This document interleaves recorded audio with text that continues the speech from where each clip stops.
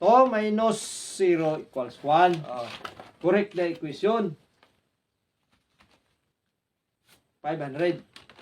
500. 2 minus 0 equals 1. To stick move. Correct the equation.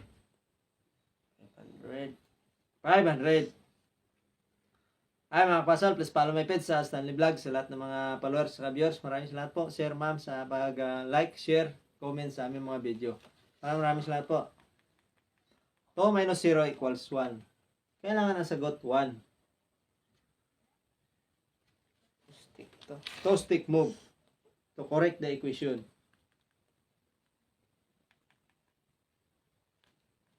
To minus 0 equals 1. 500. Yun.